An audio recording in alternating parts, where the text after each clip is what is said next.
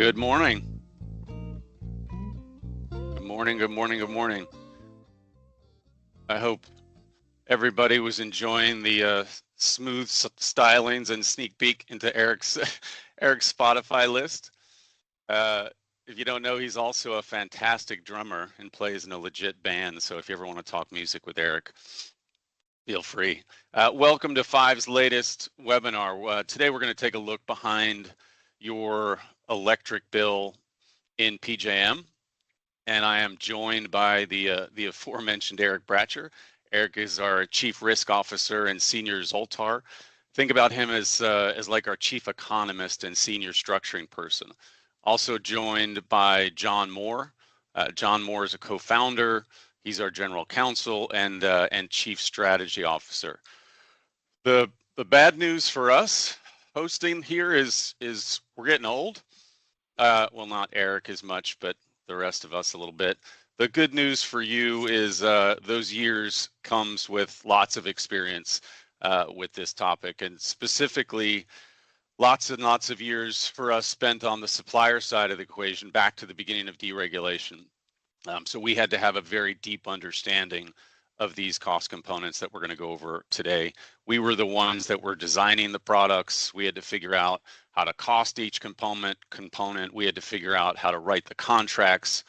We saw how customers and suppliers make and lose money under different structures and market conditions. So hopefully a little bit of that insider knowledge is imparted to you all today. So let's take a look at what we're going to cover. A little setup here, excuse me. So demand for electricity is rising. Think data centers. We are also exporting more natural gas than we ever have before, which is the primary fuel for generators. That's liquefied natural gas. And we are increasing the cost of renewables, right? That was the primary kind of wholesale generation that was being built recently. We're increasing the cost of that. So lots of sort of stars aligning that makes it look like rates are going up. Volatility and reliability will get worse before it gets better. Regulators will try to keep up, but they're going to struggle. They always have. It takes a little time for the regulators to catch up. All of that means is energy strategy will be more of a spotlight in your organization. So education, analysis, action are much more valuable as it relates to energy strategy. So today what we're going to do is we're going to cover some of those cost components that make up your electricity costs in PJM. We're going to look at what impacts those costs, some of the risks, some of the regulation, maybe some of the other supplier influences, again, some of the behind the scenes things that we might be able to impart there. And then we're going to end with some advice. As always, feel free to put questions in the Q&A and we'll do our best to address. We may try to hit that question on the fly, or we may hit it at the end. We'll certainly have some time at the end. If we can't get to your question, feel free to reach out. There'll be some contact information at the end. And with that, let's jump in. Eric, it's all yours. Thank you, sir. So these are the big ticket items of the major cost components of a PJM invoice that we're going to go through today. We're going to touch on some of these just very briefly, just to make sure everybody kind of understands what's in the pie, and then we'll go much more in depth. Well, actually, not much more. We're just going to stay pretty high level. We're not going to go too in the weeds today, but we are going to talk about what are the big price and quantities that drive each of these things. We'll talk about the delivery side. This is all the utility side of the invoice. If you're dual billed, this is the one that the utility actually sends you. We'll talk about energy. This is the wholesale cost. This is what we chart all the time that shows the movement of that energy price. We'll talk about it and kind of the influences there. Capacity, you can kind of think of as the second string players. They stand on the bench getting ready to play. We'll talk about that. It's kind of the canary in the coal mine as of late. So lots of movement in that capacity market. NITS, or transmission, is the overall cost of the backbone of the system. We'll talk about what that is and why you care. And then RPS is the renewable portfolio. This is what is required of the supplier to buy renewable generation on your behalf. And then everything else. We'll talk really quickly on everything else because there are a handful of other costs in that everything else. It's a small percentage, but just to be thorough, we're gonna cover that as well. So those are the kind of the pieces of the wheel we'll be diving into. And to get started, let's start with delivery costs. So Yeah, one thing just yes, sir. before we go too far, kind of just echoing what Brian was saying about the pressure on prices and what's going on in the regulatory sphere. It's worth noting that all of these components are subject to regulatory risk. So even while we describe how they are going to work today, keep in mind that almost all of them can change, and any change that occurs, the way retail contracts are set up, any additional costs that result from those changes are going to be passed on almost in all cases to the buyer. And as Eric was saying and talking about capacity being the canary in the coal mine, that's certainly the canary in the coal mine when it comes to regulatory risk as well. And PJM right now is trying to struggle with how to deal with interconnecting all these large loads and how to adjust the capacity market to take those loads into account and in a way that treats, ratepayers and generators fairly. And it's becoming increasingly kind of a headline story. So even in today's kind of the local radio station in the DC area had a story on the new capacity rules. I never heard a local radio station focus on PJM's capacity auction before, but that's kind of the way things are moving. And PJM is trying to get these rules finalized in time for the auction to file with FERC and get the auctions all as scheduled. So just keep in mind that this and everything else is subject to regulatory risk. Each component, even the wholesale market, for example, right now we're seeing the large utilities like Exelon and PPL looking and working with regulators to get them permission to build new generation. So even the way the wholesale market is set up could change based on changes in the regulatory structure. So just keep that in mind. Thanks, Eric. Yeah, we'll touch on those as we go through these different cost components as well. So we'll start with delivery cost. This is typically everything that is sub-transmission level in how these cost components work in most states in PJM. So think of this as your kind of lower voltage wires. It's what the utility owns and controls. For an illustrative purposes, we're going to start with Pepco. There's two utilities that Pepco owns. One's DC and one's Maryland. They're very much like sister companies, so we thought it'd be good to kind of illustrate the differences in cost of one utility that's pretty close to one another. So we'll start with Pepco. And again, this is very just illustrative of how most of these delivery costs work. They vary greatly by utility and by state. So, but for the most part, they're structured, at least for the base rate, they're structured in three cost components for the typical commercial size users, those secondary and primary voltage commercial users. They almost always have a customer charge or a single monthly charge that may or may not be related to how many meters or customers that they see. Sometimes those are synced, but it's typically just, hey, a customer has X fixed charge per month.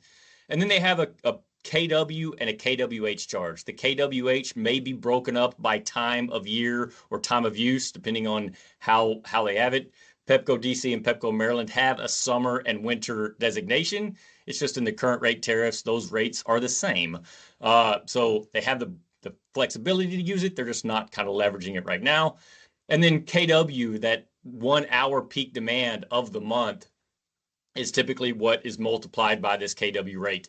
And again, all these rates can vary dramatically depending on the utility you're in, what's the density of the utility of the customers that they serve, et cetera, et cetera. We just put this one up here to illustrate just the big differences between basically a border between Pepco DC and Pepco Maryland on a per KW and a customer and a per KWH. When you kind of do the math, a typical customer, this rate tariff is for customers between about 100 and 1,000 kW, so your typical commercial or small industrial type of size. If you just kind of, what does that equal for a customer's bill? That 1 month charge or customer charge is pretty self-explanatory. The demand charge, we just chose 500 kW because it's kind of in the middle. It would be for Pepco DC about $10,500, for Pepco Maryland, and it's about to 2.3 thousand, so 2,300 per month on a demand of 500. And then a typical customer that's using about 500 is using about 180 kilowatt hours a month, 180,000 kilowatt hours a month, and it's 3 to 5,000 per kWh. So your big chunk is typically that kW charge, and again can vary dramatically on the total dollars. The rate, when a lot of times people quote the utility rates in $1 per kWh, some of these rates are per kW based. A lot of them are not. So it's really just the total number of dollars in the numerator divided by your kilowatt hours. But yes, it can vary dramatically, even just crossing a city line from 4 to 4.5 to 8.5 cents per kilowatt hour when you do the math. Hey, Eric, I think you touched on it, but can you say again why you'd have such a difference between two utilities like this? Yeah, I mean, a lot of it, all of the utilities, their rates are structured in a recovery of capital spent, like a rate of return, right? So a lot of that rate that they're charging has to do with how much money they have invested and how much that rate of return. So if a utility is a fast growing utility and has spent a lot of capital as of late, then there has to be a lot of return on that capital that they're spending. A lot of it may have to be with the density or the expense to maintain the system. Like maintaining lines down the street of New York City might be very different than maintaining the lines in a more rural environment, right? So density matters, the cost of them to do their work, labor, all the things kind of go into that rate code, rate base. And historically, their success in getting those rates through the commission has a big influence too. So, as there's been more focus on affordability, we're going to see some of these rate increases challenged more and more over time, I think with lesser degree of success than we might have had in a lower price environment. Yeah. The other thing that's worth mentioning here, and I think it's obvious, but you can't affect this tariff, right? It's pretty rare to be able to negotiate a tariff or even get to choose between two tariffs, although some large customers sometimes can. But how much you use and when you use it and how you peak matters. And we'll get back to that, right? So understanding how the tariff applies charges to you and is there anything that you can do operationally, that's where you affect the delivery cost. Right. You kind of need to know the rules, how the tariff works to do a cost benefit analysis of does changing my usage pattern, is that economically beneficial for me? Absolutely. Exactly. Moving on to kind of the biggest slice of the pie, depending on where you are and how you use your power, is the wholesale cost of energy. The wholesale cost of energy, the price side of that equation, starts with what the industry typically calls forward curves. And they call it that because it has a forward shape. And the wholesale power, the wholesale electricity, the stuff that is traded on the open market that suppliers are buying on your behalf if you enter into an agreement, varies by time period. So you have an on and off peak time period. On peak is typically the middle of the day, weekdays, and off peak are all the other hours. That's kind of how the market is traded in the equivalent of a barrel of oil. It's how the market is traded. And then it's traded by month. And those costs can vary dramatically by the probability of scarcity or what, how much extra reserves are you going to have in a shoulder month like an April versus a January month or a July. So the month of the year absolutely impacts the cost of that forward electricity, as does the time of the day. The on peak is almost always more expensive than off peak because there's higher demand for electricity in the middle of the day than in the middle of the night. So this is kind of the starting of the price discovery process of wholesale energy. It's what's traded, it's what is bought on your behalf. The next part is how to take that to your usage. So when you go to a supplier and ask for a fixed price or them to hedge or do anything that incurs knowing your rate, they're looking at your specific usage, your quantity by those same time periods, by those same months, and then looking at the price for those same time periods and then doing the math. So it's very much a understanding your expected usage by time period by month, multiplying it by that rate, and it looks something like this, where you take that price and the quantity, multiply it by line losses, which is just the extra usage or the extra power that the supplier has to buy on your behalf because the wires consume power itself, and that equals that shape energy cost. So that's the total dollars. You divide that by the kilowatt hours to come up with the shape cost. There's a couple other smaller cost components in this that mostly center around the fact that even if they were to get all of this math perfectly right for you, you're not going to use these big chunky blocks of power. You might use a little bit more when it's hot and a little bit less when it's cool. So they need to buy more power on the open spot market when it's hot. And that's typically when prices are a little bit more expensive. So there's an additional cost on here that's called load following premium. That's not really hedgeable or tradable in the market. So the cost of that is not really bought or sold in the market. It's just a kind of risk premium, which is why it's called load following premium. So these are the big pieces that are kind of more mathematical, at least from a wholesale point of view. And then load following premium is kind of on top of it as the insurance policy of you using different power than what they were expecting based on your usage. Yeah, and here I'll say the same thing I was saying on the delivery cost, which is you can see on peak is more expensive than off peak. When you use power matters to that supplier when they're thinking through what is the price that I should offer to this person. So understanding your shape, understand your shape of usage against the sort of the cost shape of what the market is selling in these on and off peak periods. Understanding how those two things work and how this math works can help you reduce the next offer that you get from a supplier because you've changed the shape to look to it looks more attractive to those that are making offers in the marketplace. Yeah, and then from a forward market point of view, you're looking at the movement of that red and yellow line of what's the price in the wholesale market now versus where it might be in the future. You're trying to optimize that purchasing of those lines to lower your cost as much as possible. So that's where it's a lot of art and science to try to figure out what the market is doing, what might it do, what is the price that's offered now versus the price that maybe I've had budgeted for this year, next year. All those need to be evaluated in that what's the current wholesale price and what do I think about that as a buying opportunity now versus in the future. So that's wholesale energy cost shaped up to kind of a retail looking shape of your specific customer. So when you go to the supplier and say, hey, this is my usage, can you create me a price? They're doing all this math. That's kind of step one, pretty big chunk of the cost, but step one of determining the cost that they feel that they need to serve you in order to make a profit, right? And then they have to go out and actually hedge and buy these things as well. Moving on to capacity, probably one of the bigger, more volatile things as of late, and definitely in the news a lot. Jon was saying it was actually in the news this morning, which is astronomically crazy that people are interested in capacity enough to talk about it in Gen Pop. But yes, capacity prices in PJM have took a pretty big stair step up over the last couple auctions.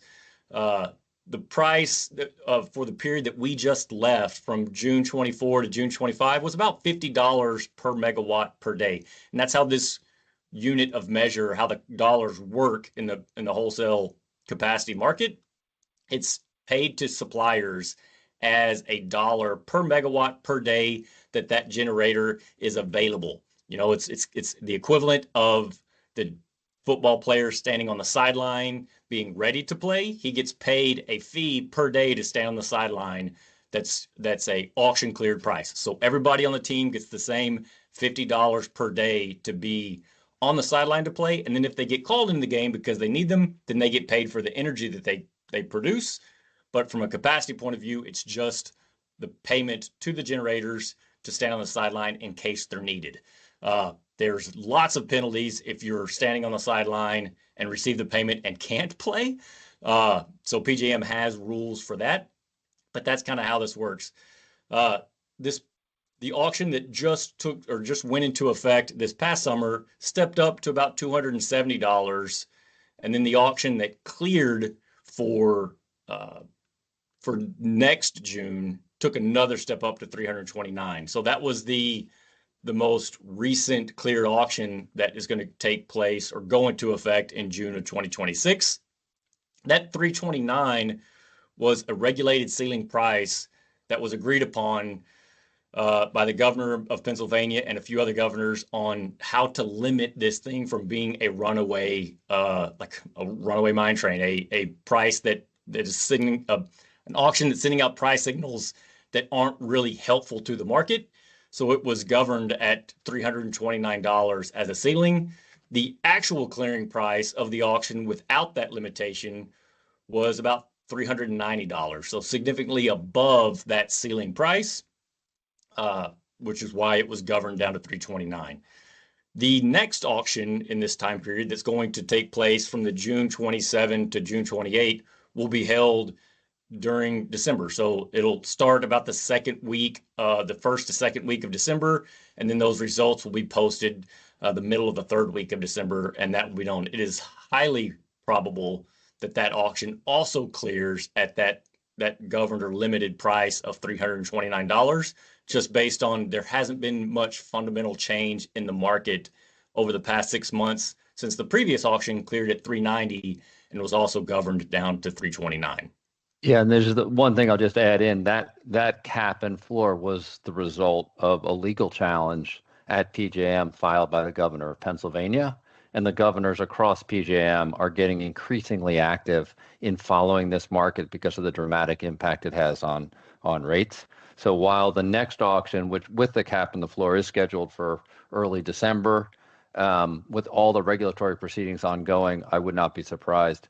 That one shouldn't be delayed, but the one that's scheduled for June of 2026, which is for the 28 and 29 delivery period, which doesn't have a cap and a floor in it yet, all bets are off because they're trying to figure out, as I said earlier, how to deal with all of this data center load coming online and how to integrate that into the capacity market in a way that obviously from the governing folks, that doesn't unduly impact residential and retail rates. So we'll see what happens.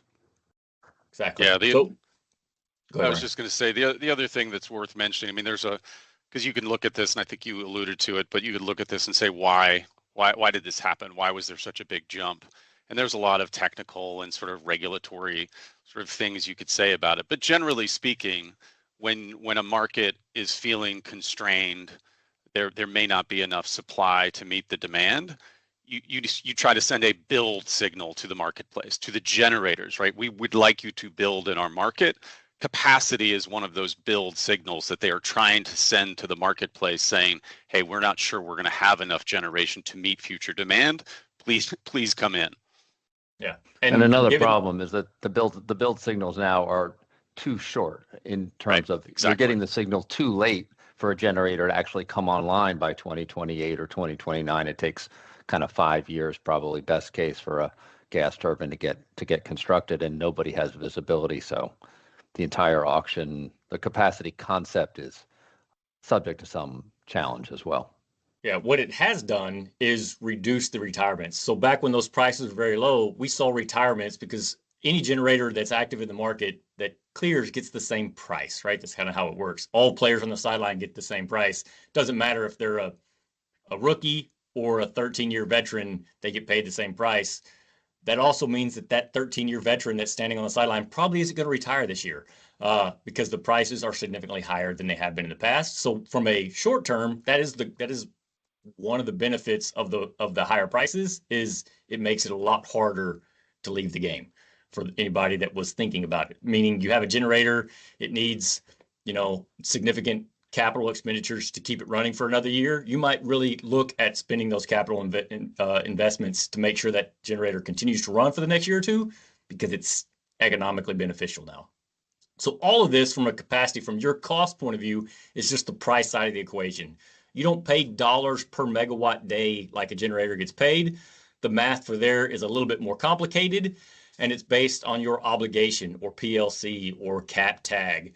And this is done in a manner that tries to allocate the cost that your contribution of the cost of the total overall cost. So PJM chooses to allocate capacity cost based on the 5 highest grid hours of the year. Those typically fall in the summer for PJM. So the 5 highest grid hours, they then look at your meter's specific usage during those 5 hours and just do a straight average of those 5 values. So for this customer, our Pepco example, their usage for those 5 hours was about 863 kW. When you take those 5 dots all together, that was for this past summer's 5 highest hours. And then to do the math on their cost, it's relatively simple. It's that 863 cap tag value multiplied by a couple scaling factors that are a little bit too in the weeds for this conversation, and then multiplied by that clearing price, $329 per megawatt per day, to come up with your cost per day. So as a retail customer, or as this specific Pepco customer is, their cost starting next June, when that $329 price goes into effect, is $270 per day. If you wanted to do that math to figure out what that cost is per month, there's 30.4 average days in a month. That's about $8,200 per month. If you want to determine the rate per kWh, you just multiply that by 12 and divide by the annual megawatt hours to come up with the rate. For this customer, that's about 2.5 cents. In relationship to what that was prior to last year, when the rates were only $50 per megawatt per day, it's about a sixth of that, or 0.4 to 0.5 cents per kilowatt hour when you do all that math. So just as you would expect, a $250 per megawatt day up to $270 per megawatt day is about a 5 times increase. That cost on a cents per kWh, all other variables in the equation being equal, is about the same. Where this gets pretty difficult for the supplier that's trying to include this 2.5 cents per kWh rate into your actual offer is there's a lot of variables in this equation that they don't govern. Specifically your cap tag. A supplier has 0 ways to manage your specific cap tag. They can't manage how many kilowatt hours you're going to use, and they can't manage the auction clearing price. So 2 of those variables determine the numerator, and then 1 of those variables determine the denominator, and all 3 of those big drivers are outside of the supplier's control. The magnitude of the variability of that rate has moved so much as of late that asking suppliers to do this equation has put significant more risk premium on them. They do not like the equation of them having to wear the risk of this much variability. Their margins are so much thinner than the variability of these costs that in order for them to guarantee a rate like 2.5 cents here, they have to charge significant premiums to do so, just because of so many of these variables, really all of these variables, are outside of their control. I want to beat the same drum that I've been beating here, which is, and make sure folks sort of heard what Eric was saying. Your ability, that chart that was showing where this example customer was peaking when PJM was setting those coincidental peaks, your ability to reduce your load, this chart, your ability to reduce your load during those peaks is now worth 5 times what it used to be, right? When the capacity was clearing cheaper than this. So again, you can't control some of these things like the auction price, but you can control what your peaks are that are part of the math that Eric just went through that sets your ultimate cost. So that has become a much more valuable tool in your toolkit. Right. That price of capacity is also essentially the cost of demand response. That's how the rate of demand response in PJM works. So in a similar manner where you can choose your obligation, that curtailability, the value of that curtailability in a demand response world also increased by almost 5x, right? Yeah, and one thing I'll add is, and we'll talk a little bit about the shift from a focus on sustainability to affordability, is rules that allow people that have on-site generation to run in some parts of PJM are being relaxed. So you may actually, if you have on-site generation, you may have more ability to manage that peak and to participate in demand response than you did a couple of years ago. So keep that in mind. Okay, moving on Hey, to Eric, NITS. one last thing just worth mentioning there, and we're certainly not the only people that do it, so this is not a sales pitch, but you can get alerts from people like us that essentially say, hey, we think today is going to be one of those days, right? In terms of the system setting the peak. So you can get a heads up. You do not have to play sort of whack-a-mole by yourself. Yeah, it's for a summer like the summer we just had, it was very easy to determine when these days were. All 5 days happened on those two big heat waves. The heat wave that was kind of that last week in June, that Monday, Tuesday, Wednesday of that June heat wave, and then the last week of July, the 28th, 29th was also, it was extremely hot. Which makes it very easy. Big heat waves, kind of easy to tell which days were there. When it's a summer like this past summer, the probability of guessing those 5 to 6 days was relatively easy. Moving on to transmission, or NITS. NITS stands for Network Integrated Transmission System. This is the recovery of cost for all of the building and maintaining of the big backbone of the transmission system, the part that moves electricity from one zone to the next. So it's not the local secondary and primary voltage distribution system, but it's the big chunks of transmission system. And the obligation, or your quantity that you have to buy, or that the supplier has to buy on your behalf from PJM, has a very similar methodology as the capacity peak 5 hours. The only difference here is, instead of it being a capacity being PJM wide, NITS, or transmission, is utility specific. So each utility has their own specific rules of, is it the top 5 hours, or top 1 hour, or top 4 hours? And that grid that's peaking, instead of the entire PJM grid, it's the utilities peak. So it's a little bit harder to forecast because it's utility specific. It's also, the utilities have their own discretion of how they want to assign this allocation.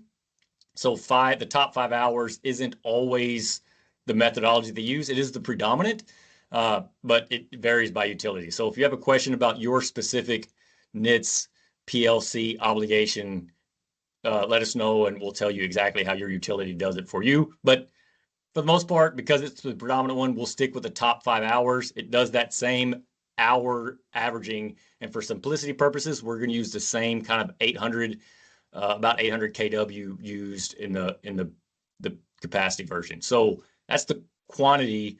The prices are published by the large transmission owners in a transmission zone, which for most parts in PJM looks very similar to just the utility. And this updated tariff essentially is updated for each utility at least once a year. Some of them are multiple times a year. Some of them update in June. A lot of them update in January, but they are typically updated at least once a year, sometime in the beginning or middle of the year. And it's quoted in a dollars per megawatt year, which makes the math to do this a little bit easier than that capacity one. You still take your NITS tag, 863 in this example. For Pepco, or stick with our Pepco illustration, they charge about $60,000 per megawatt per year. So the cost per year for their customer is about $52,000. To figure out the rate, you just divide by the annual kilowatt hours to come up with the rate. So that's, for this customer, equivalent of about 1.4, 1.5 cents per kilowatt hour.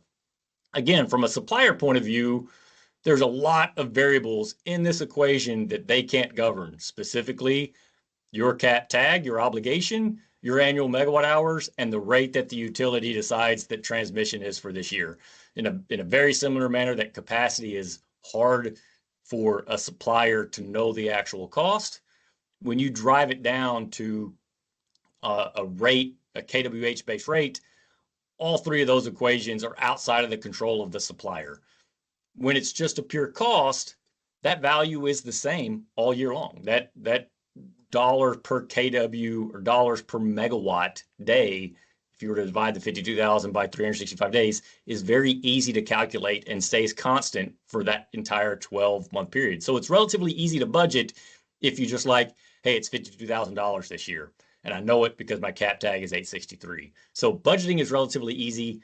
Variabilizing it on a per kWh base is a little harder for a supplier. For all those reasons, they don't like to fix it very much. They definitely don't like to fix the 60,000 or the rate because that's absolutely out of their control. Hey, Eric, question came through, and it's a very popular one these days, and maybe we'll hit it before we get to the next piece of the pie here, which is are data centers effectively increasing the electricity cost for everybody? And that's, I know it's it's got some regulatory components, some energy components, but you want to touch on that, Jon, as well? Yeah, I would say that any large increase in demand is going to shift the supply demand curve. The thing that's probably the biggest change with some of these data centers is, 4, 5, 10 years ago, data centers were 2, 3, 4, 5, maybe even 10 megawatts. Now some of these data centers are 100, 200, 500, even 1,000 megawatts. So the order of magnitude that these data centers, these new large, super large data centers has a tendency to change the equation so much faster than historical. And that those large shifts in the demand side of the supply demand curve absolutely impacts this from a capacity point of view or an energy point of view. From a NITS or a transmission system, it takes a lot of cost to integrate a 500 megawatt add to a system, right?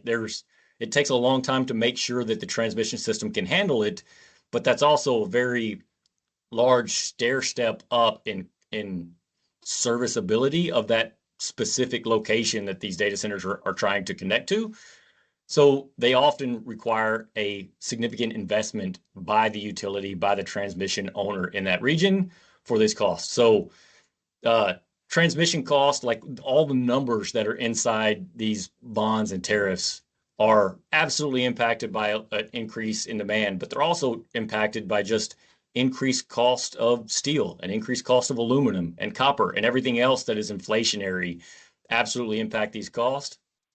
Also, a lot of these investments are based on rate of return. They go out and borrow money in bonds and then spend billions of dollars in capital infrastructure. So interest rates also heavily influence these costs because it's basically a rate of return type of equation. So yes, all of those things have a inflationary pressure to things like transmission. And the one thing I'll add is that clearer in the past than in the future. So the smaller data centers, the load that's increased over the last few years that's actually on the grid today, sure. The new ones, all subject to regulatory proceedings ongoing. There's this critical issue, fast path process in PJM right now, and it's going to be very hard. In the recent elections, we saw, whether it's in Virginia or in New Jersey or in even in Georgia, the voters are now focused, just like we saw from the news story in DC this morning, are focused on this cost, and it's going to be much more difficult for data centers to get interconnected without coming up with a way to pay their fair share of the increased cost. Right. Yeah. And somebody asked a follow-up question in terms of shouldn't data centers be required to sort of bring their capacity to the party when they're built? That is certainly one of the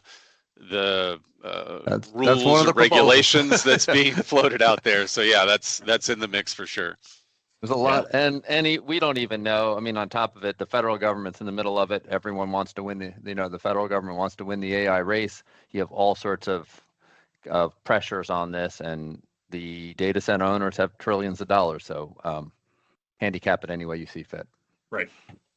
Lots of pressure on all sides of the equation. One of the last large slices of the cost components is RPS. This is known as Renewable Performance Standard or Portfolio Standards. This is the obligation of your supplier, whether that be the default utility, of buying renewable electricity. This is almost always a state or local law and requirement. So a place like DC or New Jersey governs how much renewable electricity and the specific type of renewable electricity that a supplier has to buy on your behalf. Most of these percentages are escalating out in time. A few of them are flat, but some of them have very steep escalations. And when you hear stories about, like the District of Columbia wanting to be 100% renewable by X time period, or New Jersey being 50% renewable by X time period. This is the equation. This is the math part of how that works. It's basically requiring a supplier to go out and buy renewable energy certificates or RECs on your behalf. Some of these have specific carve outs. A lot of these states have X amount of this has to come from in-state solar. X amount has to come from basically regional grid scale solar or wind. Some of them have offshore wind carve outs. So just depending on your state, it varies absolutely by the quantity and the rate that they're forcing you to buy. Some of it is very open market based, like Ohio and PA is very much a whatever the market rate for a tier 1 PJM rec is what drives it. Some of these other states, like New Jersey and DC, have very specific rates that are being charged. So like non-market rates for things like in-region solar carve-outs. I just plotted on here the 2025, the average cost per kWh for 2025 and 2026, so you can kind of see the change. And then kind of just the scale between a lower cost region like Ohio versus a higher cost region like DC. Some of these regions like Illinois has this on the supplier side of the invoice. So there isn't any kind of way that you can govern how it's charged. It's charged you exactly like a tariff from the utility. But that's pretty unique to Illinois. The rest of these states have it as a supplier cost burden. Yeah, and I'll just add in, just as I, saying the same thing I said before, as the focus switches from sustainability to affordability, you will see some of these goals scaled back. And we've seen Governor Shapiro in Pennsylvania pulled out of RGGI, which was a cap and trade program. We've seen the governor of New York scale back plans to require electrification of new buildings. California's looking at new environmental regs even. And with the results of the recent November elections and the focus on affordability, this is all, I think, subject to regulatory risk. Yeah, New Jersey just recently changed their whole solar rec requirements, mostly because of cost pressure, right? So they can change. Last and least is everything else. These are all of the other kind of smaller cost components. I'm going to go through these pretty quick. Ancillary services is similar to capacity. It's paying for those generators that are standing on the sidelines. It's just more of a real-time type cost. So these are like contingency. So generators that can get in the game much faster than the capacity market. For most of AS, for most of PJM, it's regulation and reserves. They make about 0.2 cents per kilowatt hour, $2 per megawatt hour. It's kind of the average cost of ancillary services. These are market cleared ancillary services. Then you have kind of everything else that PJM charges for. They have an admin fee, like the cost of actually employing people at PJM. That's in there. You have some smaller non-market cleared ancillary services. Words like black start and stuff like that kind of fall into this category. They're a lot smaller than the big market cleared ancillary services. You have things like RMR or reliability must run. These are out of market agreements paid to specific generators to maintain operations. You could think of this as a generator wants to retire because it's no longer economical to keep their plant running. So they file with PJM and say, hey, we're going to retire this old steam plant or this old coal plant. And PJM says, because of reliability reasons, we cannot allow you to retire at this moment. We have to be able to build up the transmission infrastructure to even allow you to leave and it still be not a detriment to the system.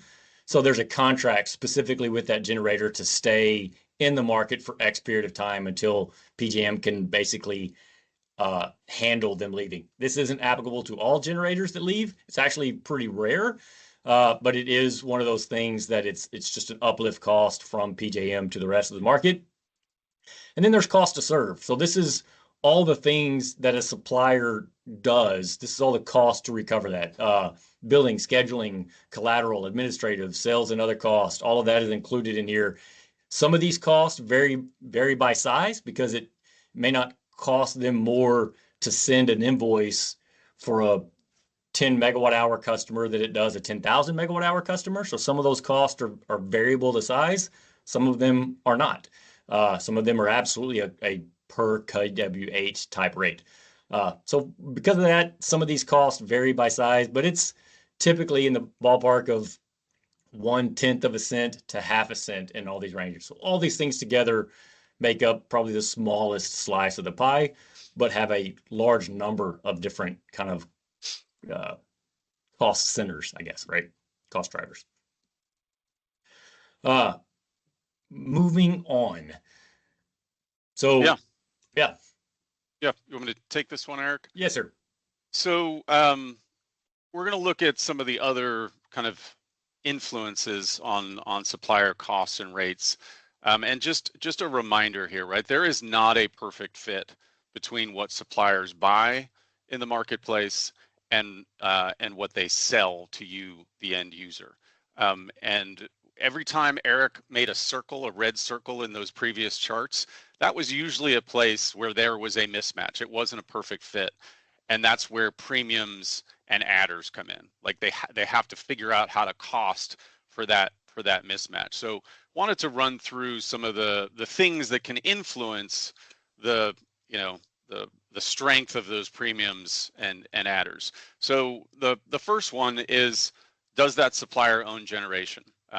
Particularly, do they own generation somewhere in the neighborhood of where you are in the power pool? And when a supplier owns generation, that's generally considered sort of a natural hedge. And what that means is if prices are rising, usually generation does well and retail suppliers don't do so well. And the opposite is true in a declining market. So when you are getting an offer from a supplier who owns generation, again, in the neighborhood of your power pool, they have a little bit more of that offset with that can allow them to maybe be a little bit more aggressive, right? Because the big shocks to the system from a corporate perspective are going to be muted because of that natural hedge. So you want to be aware of that as potentially an influence. Another one is just where is sort of Wall Street and investors pushing them, and that this could be true for private companies as well as public companies. And an example of that is the investor base more interested in growth or earnings? And if it's growth, that just means that the top line is more interesting, right? Revenue and sales. So in a growth oriented market, supplier may be more aggressive on their prices, right? If it flips to earnings, now the investor base cares about cash flow and really the bottom line. Now you're going to see probably higher prices, right? So they're going to be making sure that at the end of the day they're making money on the offers that they put out in the marketplace, and that can wax and wane depending on the Wall Street winds. Very quickly too. Yeah. And we've seen that on the inside. Speaking of waxing and waning and drivers of that volatility. That's right. And then another one is just, has there been a recent event? It could be geopolitical. Many times it's one of the named storms out there in the marketplace. And if that supplier lost a lot of money in that event, right? In these events, it's not if, it's when suppliers lose money, you can see a dialing up of those risk premiums or adders or margin, whatever. Even if all of the result of that event has calmed down, they're still adjusting their models and trying to claw back some of the money that they lost. So if your supplier was or wasn't part of that last recent event, that actually can matter. The last one is credit, and this is both on the wholesale side and the customer side. So on the wholesale side, what a supplier is doing is they're putting up a lot of collateral, both to the ISOs that they're participating in, but also with wholesale counterparties, who is the generators that they're buying their energy from. Like any business, some concentration risk matters. So sometimes you might get sort of full up with a particular counterparty in terms of what your credit department is comfortable with, and you have to now adjust. You have to buy from other people that you may not have maybe they're higher priced, but you're really sort of full up with this particular counterparty. So where that supplier is in with respect to their different counterparties actually can affect your price. You're not going to know that other than seeing that price. There's no way to sort of see behind the curtain there, but just know that can affect how a supplier is pricing. The other one is on the customer side. So if for whatever reason that supplier has recently had some negative exposure from the credit side, an end use customer, think customers not paying or some big default event, or maybe you happen to be in a category that the marketplace deems higher risk. Think commercial real estate class B and C today. Your rate may be higher than somebody, somebody down the street who's not in one of those types of properties, just because the credit department inside that supplier has increased the risk premium. So recent events and the class that you're in will also can also affect price. And like I said, sometimes yeah, go ahead.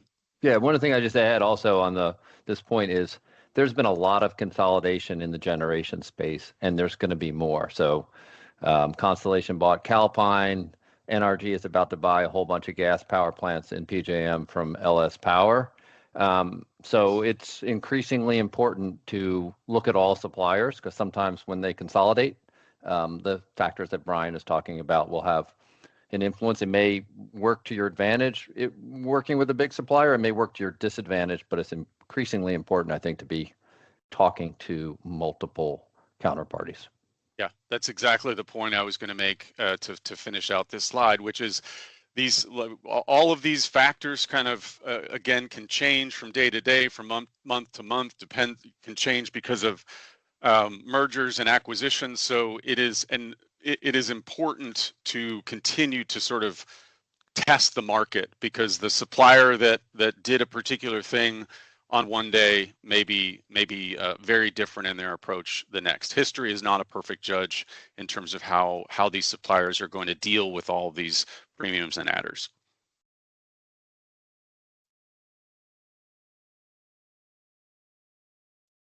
Yeah, I think John, passing it to you. Yep. Yeah, I think we've covered most of these regulatory developments, in earlier slides.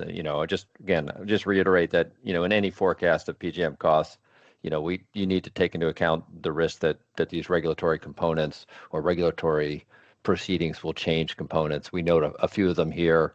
What's going on in PJM. There's also an effort on the part of the 13 governors in PJM to actually have greater influence over PJM decision making. There's an effort on the Department of Energy to have greater influence over how local rules are set up. So we'll see what happens. And as we got one question on data centers, obviously, those are going to have a lot of influence on the system as well. But I think the one that everyone is underestimating is affordability. Data centers don't vote, voters do. And, as we saw in New Jersey, Virginia, I mentioned these, it's going to really have an impact. It had an impact on the last election. It's probably have a pretty significant impact on the next one. And so we'll just have to see how these things play out over time. Yeah, a lot more influence all around. Yep. Excellent. So I'll be quick with this wrap up. This is the last slide from us, and then we can open it up to a couple questions. Just to repeat, all of the factors are pointing to energy strategy being much more in the spotlight in your organization. Just lots of change, lots of volatility, potentially lots of opportunity. We've talked about some of them here. You should be really engaging to try to manage those things that are somewhat in your control. The biggest chunk, right, the blue piece here, Eric talked about this. This can be managed. What you buy, when you buy, and how you buy all matters. Think of what you buy on that energy piece in terms of structure. Is it fixed price? Am I taking index? Am I layered approach? There's a million different ways that you can figure out the what to buy the product. When to buy matters. If you've ever watched some of Eric's discussions as it relates to market, you can see some of the wild swings that we've had, particularly recently, right? The top of the peak of energy and the trough, that's a lot of money in between there. So when you decide to enter the market and purchase really can matter. And then the how. Right? How do you buy? What is your procurement process? How do you select a supplier? How do you negotiate? What contract language are you willing to accept? That how to buy matters as well. the next piece, the red and the gold there, our advice is to pass through. And Eric mentioned this. I won't sort of repeat, but it's very difficult for suppliers to really fix many of those things. If you ask them to fix it, they're going to put very large premiums on. And even if you have a fixed contract, many times there's language in there that's going to allow them to sort of pass an adjustment through anyway. So you may not even be paying. You're paying for that insurance may not hold up at the end of the day. And the only thing I would add there yeah, is you don't have to. This isn't a advice to take your hands off the wheel. It's still very manageable, and you should. It's also still very budgetable. It's almost easier to budget a pass-through product than it is a fixed price for capacity or transmission. So still understanding the costs, still managing the budgetary impact of these big cost items, just not paying the additional risk premium to convert it to a KWH-based rate. Right. And to add on to that, focus on the thing that you can control as it relates to those two pieces, which is your spikes, right? If you understand how the tariff works or how the supplier is costing you as it relates to these things, it is very much related to when you are peaking. So to the extent that you understand that, you understand when you're peaking and can potentially do something to adjust that, that's where you're going to have the biggest impact on these costs. And that actually just leads into the last bullet, and I've kind of been beating the drum the whole time here, which is load flexibility has become much more valuable, full stop, period, right? If you can do things to avoid some of those spikes, it's going to impact almost this entire wheel, right? Except for the RPS and the little purple sliver. If you can reduce those peaks, it is going to impact all of those components of cost. So if you have not spent any time in this area, I certainly encourage you to do that. Certainly something we can help folks with, but get your hands dirty as it relates to how you are peaking, when you are using your electricity, because it absolutely matters more. And it can actually create revenue, things like demand response, which we're not going to get into today, but you can actually impact the top line of the organization as well. So I think we have all of three minutes because we talk too much. Eric, maybe we'll end on the classic question of, because I think it came through when you had the chart, the energy chart that showed sort of the sawtooth of how energy trades throughout the months. Is there the classic question of, is there always a good time to buy your electricity seasonally? Right. We also got a question on contracting 12 or 36 months. Will capacity costs? Can you effectively fix your capacity costs? We'll let Eric can answer that one too. Yeah. So both of those are semi-related. One, the market doesn't follow a schedule. It's not nearly as predictable. Traders make a living arbitraging a market. So if there was something as predictable as it's cheap in the fall or the spring, a trader would arb it. That's their job. So it's more spot prices, or the month of March or April might be cheaper than the month of January or July because it's a low demand, high reserve margin type month. So, that curve has highs and lows, not necessarily because all prices are cheaper in April. April's just a cheap month.